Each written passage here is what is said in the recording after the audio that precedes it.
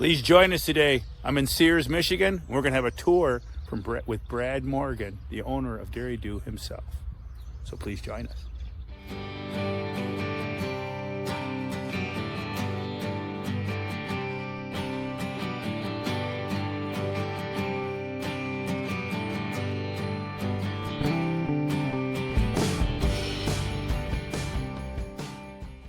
All right. Hey, we're with Brad here today. Brad's going to give me a personal tour of the patch to share with all of you guys. Well, one of the things that we're doing right now, obviously you can see there's a lot of trucks coming and going. This is our busy time of the year. Everything from large-scale agricultural farms to producing vermicompost or worm castings to our liquid side to our potting soil. And you're going to kind of get an overview of what we're doing on a day-to-day basis. So what we're going to do is make a basic run around the facility. And as you see right now, you'll see a lot of sphagnum peat. You'll see our liquid side. And we're going to now turn into where we just put up a hoop barn last year. And they're doing custom blends as we speak right now. And it could be anything from potting soils to container mixes to even organic fertilizer blends that we do for a lot of the custom work. Everything from growing pumpkins to squash to cucumbers to tomatoes to potatoes. There's probably 50,000 acres of potatoes grown in Michigan, and we probably touch somewhere in the neighborhood of 30,000 acres. Wow. So as you can see, everything from boron to manganese to elemental sulfur to Tennessee brown rock phosphate to high cal lime to organic gypsum, we pretty much bring everything into play, and we have to have it in order for us to be able to make and be consistent of what we're trying to do. All of our loaders have scales on them, so everything is pretty much measured out as we do. And if it's a large volume, we use loader scales. If it's a small volume, we use regular scales. As you can see right now, we're just getting to the point where we're building compost, and you can see the compost turner at that point in time. You'll see these windrows right here, and what you'll see is a little bit of wood product in there, and that basically is from a company that we bring in some of the finer wood products for carbon flow. So we'll make a kind of an overview of, and you're going to get some footage on the manufacturing or the process of making compost. But as you can see, there's an awful lot of different moving parts going on to this. Pretty much everything that we manufacture every year, we can't make it if we can't sell it. So if we make 100,000 yards of compost, we have to be able to sell 100,000 yards of compost. So we're not a company that basically buys in or brings in tipping fees and creates what I would call fantasy compost. We actually make product to sell. We have to have a value of everything we bring in, and we have to have a value of everything we bring out. So when it comes into making things detail oriented, we have to be able to measure, we have to be able to calculate, we have to be able to test, and we'll take you up to the lab before we leave. But all of these products are products that we're bringing in. They're either high cal lime, gypsum, or different fertilizer blends. And I don't think most people realize just how much different products, or how many different products that we bring in. So I'm giving you kind of a broad view of what happens on a day-to-day basis here at Morgan Composting. Currently right now, what he's doing right here is making potting soils and toting potting soils. This is coconut coir. When we have to hydrate coconut coir, that is part of our operation. As you see, one of the things that we try to do is we try to hydrate with Mother Nature. So you'll notice the coconut coir is in a place where when it rains, we're actually utilizing the moisture from that rainwater to make coconut coir. That's our maintenance shop. We have a full line of maintenance equipment, but also three full-time maintenance guys.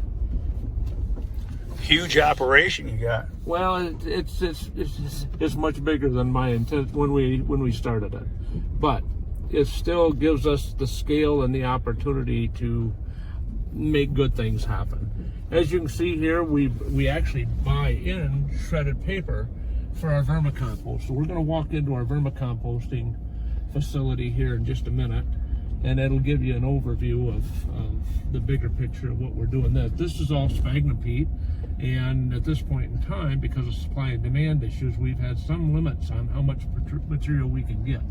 So sphagnum peat has become a short supply. The biggest thing is we're trying to do, though, is we're trying to find alternatives, so we're not using as much mined product as what we're using as far as recyclable products. So there's going to be things that come out of this company in the future that are actually going to somewhat save the potential of mining more stuff and figure out how to recycle more stuff.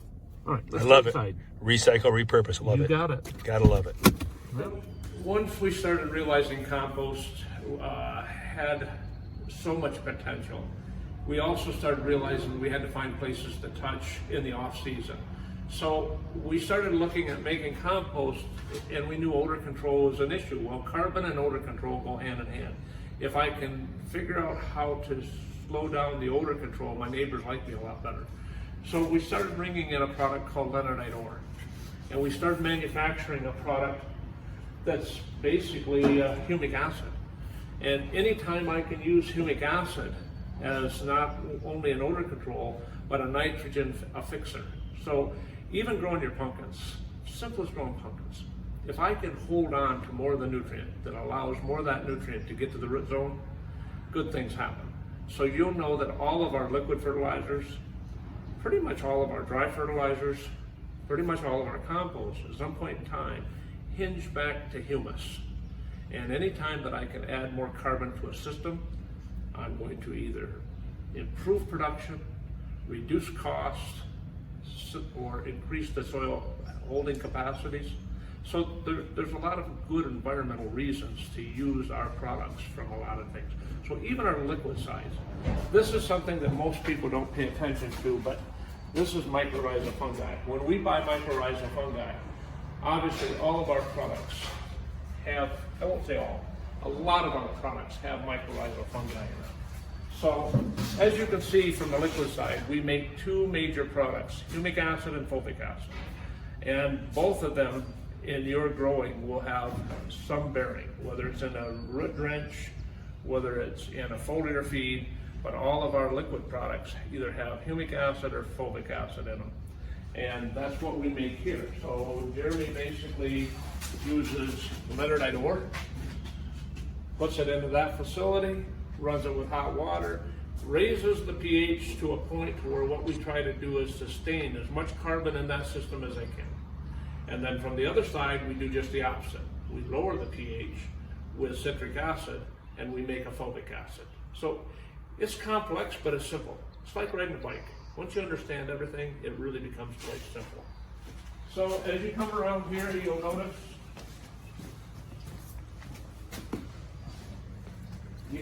we have it's probably a little wider path than you think, but if you're doing anything with organics, AgriThrive is a pretty neat product that we deal with, but the problem is or from a standpoint of getting the product in, it's manufactured in California. I would not go after AgriThrive unless it worked. And I know that sounds, but we had to find a way economically to bring AgriThrive into our world. So we bring it in by the rail car. The people that designed AgriThrive, to me, they're making what I feel is the best product I know how to get. So what we've done is we brought that in by the rail car, which allows Michigan to have access to a product that they may or may not be able to afford to have. So some of these things that we're doing have a very strong relationship in building. Jeremy, are you here? Yeah. Can you show them what we just invested into? Awesome. This is our blending facility right here. And as you can see, whenever we're making different blends, it becomes a system of, number one, being able to economically put products together. So what we've done is invested into this quick draw system, and this quick draw system can bring everything into our blends, whether it's kelp, whether it's humic acid, whether it's our fertility program, and we are putting together blends that we feel that can fit pretty much any marketplace at this point in time. So your question of what we can do with dry solubles obviously is coming, but the reality of it is right now we feel we can pretty much replace what you're doing with dry solubles with our liquid line. The limiting factor to that is my knowledge or our knowledge of what products to develop. We've now got the system in place to be able to create pretty much whatever we need. It's more of a matter of knowing what markets we want to aim for. Does that make sense? Makes total sense. Yeah. So Jeremy, give it a quick overview of what you're doing right now, and think on the lines of your blaster lines. Explain when you go to make your blaster lines what happens. So if we take this and hit the boom blaster, hit slack, it'll come up. It's Show going to tell me everything I need here. Mm-hmm. So it's going to start out with bringing my 6.26, which is a big carrier outside, and we plumbed it in. So it'll start out by running 50 gallons of that in the tote, and then it'll go into the series, which I got it programmed here to mix it, and it's got a volume system here, so it can tell you how many gallons are going in there, and then it'll finish off with, it's got the carrier going through it to help mix and blend the whole time at a small percentage, and then it'll carry out at the end and flush the system out with a carrier to hit the 250 gallon mark at the end when it's all done inside. Or you can do it manual, so if you need 200 gallons of 6.26, I can just open up my carrier throttling valve and then hit the run and just get 200 gallons of that. Part of the situation that we're dealing with right now is we have to raise our bar. The bottom line is we know the materials that we base our sound. We have to make certain that we're not taking any chances on putting together blends that may not be professionally done. With today's technology, these kind of things were not available 20, 30, 40 years ago, but today they're very available. So all that's happening right now is science is kind of catching up with the demand and creating an opportunity for us to be able to make products that make economic sense to our customers, our dealers, and so forth. So now that you've seen that, I want to take you in the vermicomposting and the worm barn tonight, right now. And come on, I'll show you. This is when you know a guy is truly nuts. Okay, this is the vermicompost. We're gonna go into can we go into the next room? Yep. This used to be my dairy barn. Isn't this the worm poop piles? This actually, yep, this used to be, I milk cows here. Uh-huh. And the truth of the matter is, if you go broke milking cows, you're gonna figure out something else to do. And Jeremy's gonna kind of explain to you what we're doing here in the But vermicompost. just to tell you real quick, Jackson, in my last video, his birthday video, Yes. Jackson said, it shouldn't be called worm dew, it should be called worm poo, because that's what it is. So a 9-year-old, that's from a 9-year-old. That 9-year-old's pretty impressive to watch. So, Yeah. all right, Jeremy. So this is nothing but a new bed we've added to it to top it, to keep them around. And as you can see, they're actually working up the whole top layer here. So what they did is we pretty much just kept them going. Oh yeah, there they are. So right here's a step. There you go, Jack. You got worms. So, and then as they get closer to run, they'll, because these guys are really close looking for a worm egg. Now, how many worms does it take to fill one bag?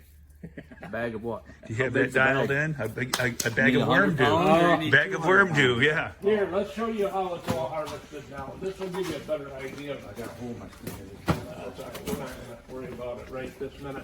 But as you can see, all of these are worm beds. And what the end result is right here. So we have a little machine that they can actually run through. All of them look like this. Nice. All right. We have a little machine that this actually runs through, and what happens is what happens is the castings come out here. Mm-hmm. Here's The your eggs case. come out here. I noticed yours is really nice and brown. It's moist and fluffy in the bag. I've had others that was real dry. I'm telling It didn't you, have the moisture content. the biggest thing with us is we have to know what's going into the worm food, into the worm bedding, the timing. Otherwise, I can't make the same product. So when you're using our 101, 201, 301, remember 5% of that is worm castings. So the one thing we did years ago, we did a lot of testing to see where what we felt was the sweet spot. 1% worm castings to 10% worm castings. And we kind of found that 5% worm castings in our blends are very predictable and consistent to the end result. So that's kind of why we really focus on that. And as you can see, the worms come out at the far end. So they just go for a ride. And basically they travel. That's interesting because, for your garden, they recommend 5% organic matter is typically the best. You don't want to go above that. If you get above that, you start getting into disease issues. But 5% is typically a good number. 5% worm castings or 5%, well, the organic matter and the worm castings, remember, they're two different things. Right. But in a garden situation, 5% organic matter, a lot of it has to do with the potential of what's digested. So anytime you're using our products, there's going to be a biological transformation of organic matter and undigested material. And that's our products very much fit that. Because if you think about composting in general, when you start making a compost windrow, it starts that tall. By the time it's done composting, it's that tall. Well, guess what? You're growing everything that's biologically breaks that material down. So as we're doing that can help even in your garden convert organic matter. What do you mind?